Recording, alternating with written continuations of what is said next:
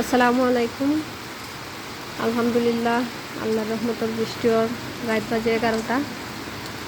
আশা করি আপনারা সব ভালো আছেন। আমরা সিলেট বৃষ্টির আপনারা কোন কোন জায়গার বৃষ্টির আশা করি আপনারা জানাইবা। এবং গত 3 দিন বৃষ্টি কিন্তু ইলা হয়েছে না, কিন্তু বজ্রপাত হয়েছে অনেক বেশি।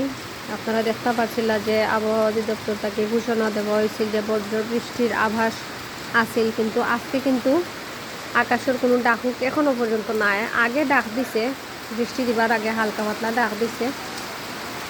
আর এখন আপনারা দেখতে পাররা যে আলহামদুলিল্লাহ অনেক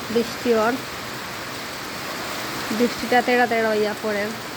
আর এই কারেন্টর ফুটাটা তো আপনারা সব সময়ও দেখেন ঝুপ ঝাড়ে বড়া ও দৌকা বৃষ্টি। আসলে সবুজর সমারোহর মাঝে বৃষ্টিটা খুবই সুন্দর লাগে সব সময়। বৃষ্টি হইলেও চেষ্টা করি আপনারা দেখানোর যতটুকু সম্ভব, তবে আসমানের ডাক অতটাও নাই, মানে নাই বলতে নাই, একবারেও নাই, অতটা বলতে একবারেও নাই। এখন খালি মুষলধারে বৃষ্টি হওয়ার আর কি। আর বৃষ্টিটা দেখতে খুবই সুন্দর লাগে। আর এখন তো বর্ষাকাল আসছে, যেহেতু বৈশাখ মাস চলে, কাল বৈশাখীর ঝড় আপনারা দেখতে পারবো। আর আমরা সিলেট যেহেতু 2022 সাল থেকে বন্যার প্রকোপটা একটু বেশি, বর্ষাকাল আসছে দেখে একটু ডর লাগে। কারণ আমরা পানি উন্নয়ন বোর্ড থেকে আপনারা দেখতে পাচ্ছেন যে সুরমা নদীর যে খননের বিষয়টা আছে এটা বন্ধ করে দেওয়া হয়েছে।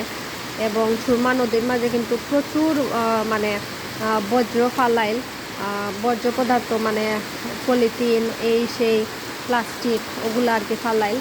তো আমরা এখন দেখতাম পারলাম যে এখন সরকার থেকে আসলে বিভিন্ন রকম চেষ্টা করা ওর যে প্লাস্টিক সহ পলিথিনের বিভিন্ন জিনিসপত্র এগুলা বন্ধ করার লাগি।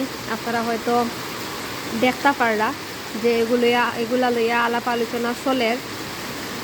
তো আমরা নদী খননের বিষয়টা আসলে খুবই জরুরি আছে, কিন্তু পরিস্থিতির শিকার হইয়া বা যে কোনো কারণে হোক আমরা সিলেট নদী খননটা কিন্তু সম্পন্ন হয়েছে না।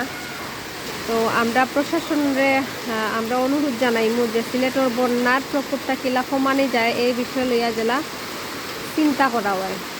আসলে প্রত্যেক বছরেও অনেক মানুষ ঘর দুয়ার আড়াইন অনেক কষ্ট করেন। আসলে বিষয়গুলা যে সময় চৌকোর সামনে উঠি আয় তখনই আসলে খুবই কষ্ট লাগে বিষয়গুলা। তো আলহামদুলিল্লাহ, আল্লাহর রহমতর বৃষ্টির সব ভালো থাকবা, সুস্থ থাকবা। আসসালামু আলাইকুম, আল্লাহ হাফিজ।